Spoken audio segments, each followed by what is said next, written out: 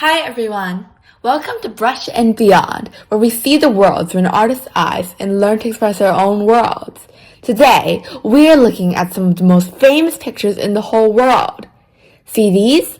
Some are mysterious, some are sparkly, and some are just plain wild. But there's one painting that is so famous, it even has its own emoji. Can you guess which one it is? Ta-da! This is called The Scream. It was painted by an artist named Edvard Munch. Look at that face, the wide eyes, the open mouth, the hands over the ears. It looks like someone just saw a ghost, right? But wait, until you hear the real story behind why it looks so wiggly. This is Edvard. He was born in a cold, beautiful country called Norway. When he was a little boy, his life was a bit sad. He was sick a lot, and he lost some of his favorite family members to illnesses. Because of that, he had a lot of big feelings inside him, like sadness and worry. His works use color, line, and form to present his momentary emotions, describing his views on life, death, love, and suffering. He uses drawn colors to connect all his works, and these colors, whether dark or bright, burn like flames into the viewer's emotions, forming Munch's unique artistic language. Now, let's look at his most representative artwork, The Scream.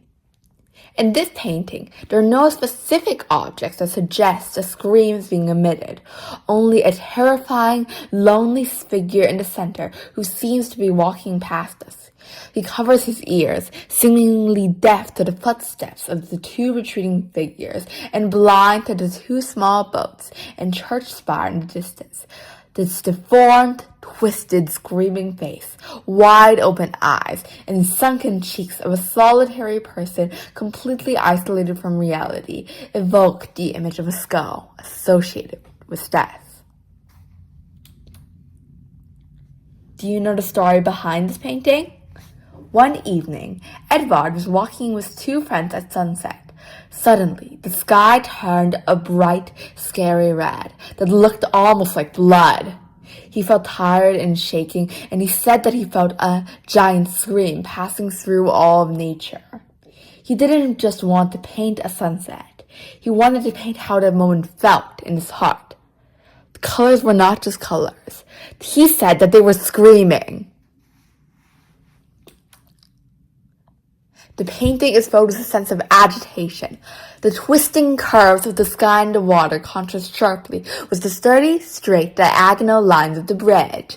The entire composition, in its rotating dynamicism, is full of rough, strong rhythm.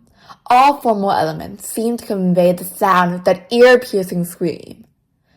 The artist here can be said to use visual symbols to convey auditory feelings, turning the miserable scream into a visible vibration. The screaming figure is trembling entirely, and the line work, curved, shaking, emphasizes how it feels in the moment. In the background, two deliberately elongated figures approach from the front. The owner of the scream seems startled, with a yellowish face like a skeleton. It's distorted, like a skull, showing that the person is almost removed from life itself.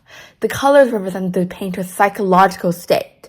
The strong red and yellow in the sky versus the contrasting blue and green, and also yellow, and the landscape create a sense of unease through the dynamicism of the contrasting colors and the curving lines. The overall coloring of the painting is gloomy, especially the heavy blood red suspended above the horizon, which clashes with the dark blue and purple of the sea's shadowy areas.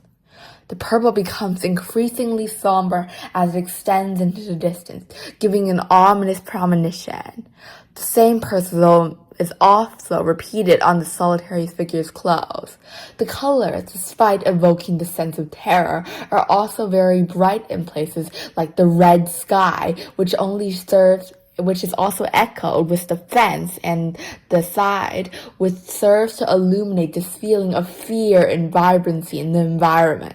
The image displays an advanced perspective technique where the pier extends into the depths of the landscape, and the landscape itself is controlled by wave-like lines, the waves themselves, but also the figures screaming in the sunset across sea, land, and air. Now, let's look closely to see why it is so wiggly. Check out the lines. The bridge is super straight and strong. But look at the sky and the water. They are all twisting and curving as though they are melting. This is called expressionism. Instead of drawing everything perfectly, Edvard used these vibrating lines to communicate the sadness and fear and dizziness of the figure. Now, let's compare the black and white version and the colorful original version. Check out all of these colors in the original painting. Edvard used strong reds and yellows for the sky to make us feel uneasy, especially contrasted against the roiling blues and the brownish colors where the reds and yellows come back in the bridge. And see the dark, gloomy blues and purples in the water, evoking sights unseen beneath it? It's a bit spooky, isn't it?